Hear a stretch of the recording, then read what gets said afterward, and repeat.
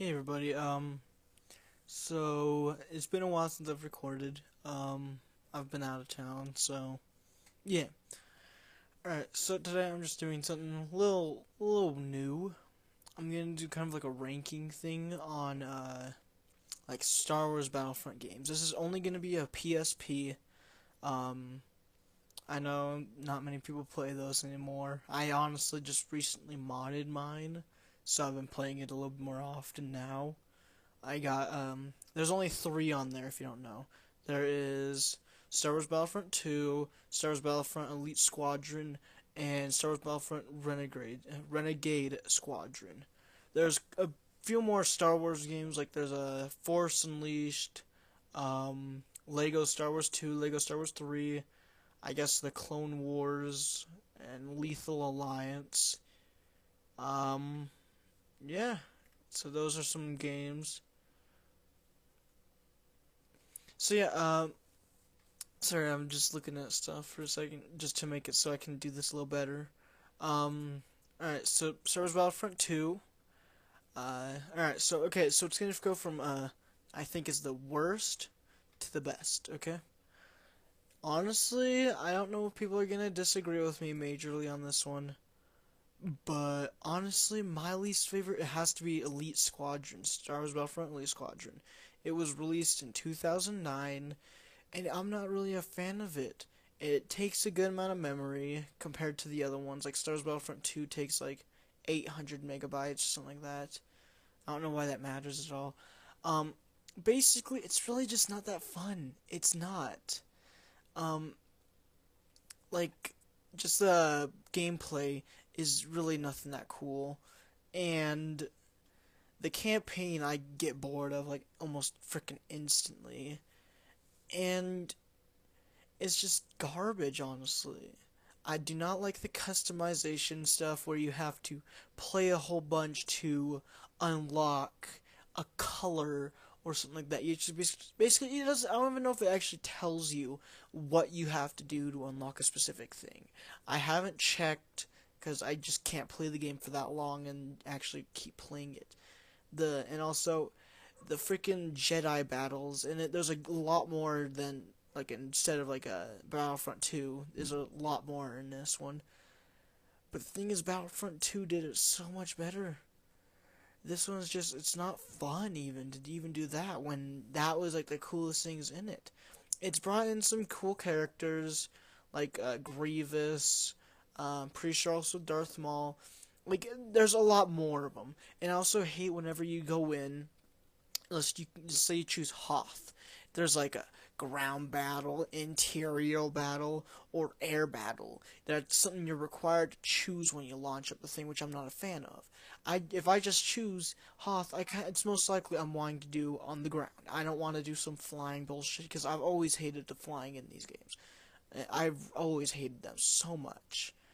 And yeah, so honestly, I would say this is really not. I'm not really a fan of it at all.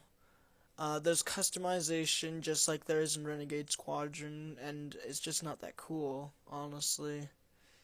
It just honestly, to me at least, it just seems like a poorly reskin of Renegade.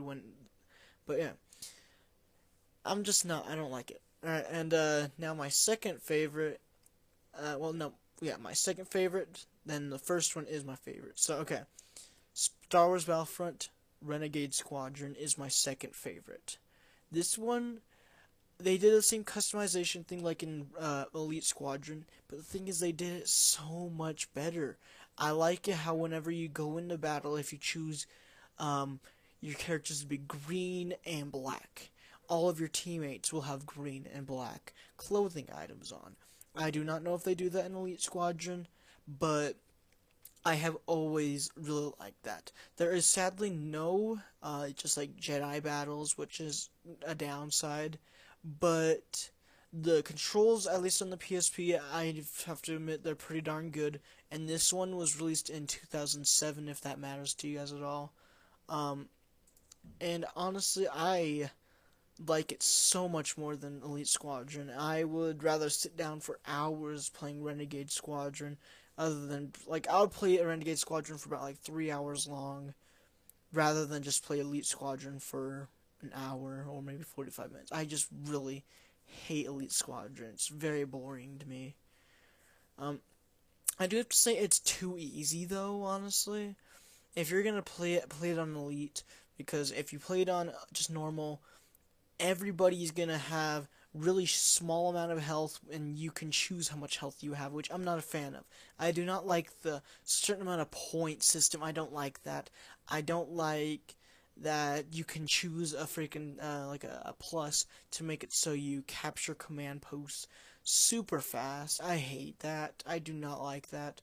I do not like that you can get yourself a whole bunch of health, and it just makes it so if you play online with other people, which there's not anybody, but if they had the lowest health and you had the most, you're most likely gonna win. The guy with the most health is most likely gonna win. Because the thing is, if just with a common, just blaster rifle, or whatever it's called, it takes like 3 to 4 bullets. It is so pathetic, and yeah, I'm just not really a fan of it. Um, this one I would sit down and play it for a really long time, and I would recommend you do too. I do not. The flying in it is not good.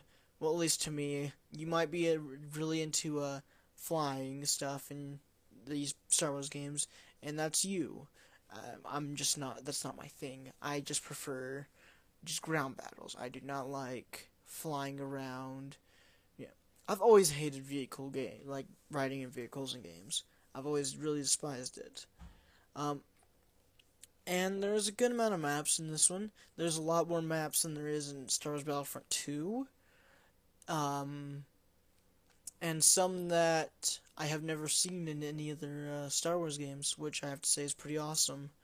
So that's pretty dope. Um, yeah, and there's like a whole bunch of guns I've never heard of. Like there's like a freeze gun that's pretty garbage that I would not recommend you using.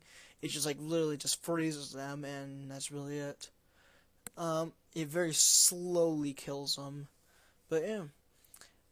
And then my all-time favorite, it's obvious, Star Wars Battlefront 2, was released in the year 2005, which is surprising, because it was, honestly, I think it was kind of ahead of its time. It was a damn good game, and if you have not played this, I would say go play it, like, now, because I have to say it is one of the best, actually, Star Wars games out there. I did like Lego Star Wars, but that's pretty much it. But that doesn't even come close to this, because yeah. I do one thing I do have to say I do like more about Renegade Squadron is you can choose how long it takes for a Jedi to come in with, because I like having Jedis, but I also don't. I also kind of hate having the Jedis in the game. That's just me. Like, I do know that people do like they're playing Jedis. If I want to play Jedis, I want to just do that on the just versing other Jedis. Just, yeah. Whatever it's called, like Assault or something like that. I don't really remember what it's called.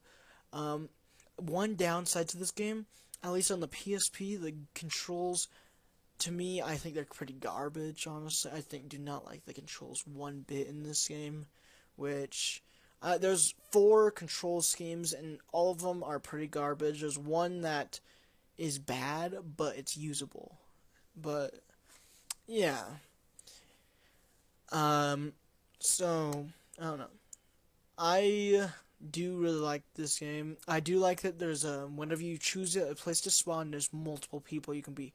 There's just like a normal clone trooper, one with a heavy trooper with a rocket launcher, a scout trooper with a sniper, engineer with a shotgun, and then there's always 2 specials, like there's the Droideka or whatever they're called, Magna Guard, Dark Trooper, Imperial Officer, Jet Trooper, and yeah, some other stuff. There's a Botham Spy that I do not like. I hate that character, because he can go completely invisible and just walk around and just blast you with this weird gun that shoots like dust or something like that. It's really what it looks like. It's just dust.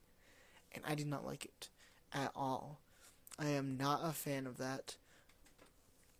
And one thing I do have to say I did not like is okay, so one of the specials on the not the Republic, the Rebels, there we go. They have a Wookiee warrior, and if you play on the map of Kashyyyk, then other Wookiees will spawn in, but they will not be part of your squad. Basically, like it will not take away any points when they die. That they're just there, but they will try to kill the CIS or the Empire. They will try to kill them unless if you capture that command post, and it just makes it a pain in the ass whenever you're playing against the rebels on that map, and the last person alive happens to be a fucking Wookiee, and you cannot find them. Or they don't even have to be a Wookiee, because the thing is, their AIs are pretty bad in this game, I have to say, and they could just be hiding. They could just be out in the back, behind a gate, and you wouldn't know until you'd get all the way back there to find him, just sitting there like glitching out. That's really it, because then you're just gonna keep seeing the red arrows up on the radar, and they're just Wookiees. They die really fast, but it's just still freaking annoying how that happens.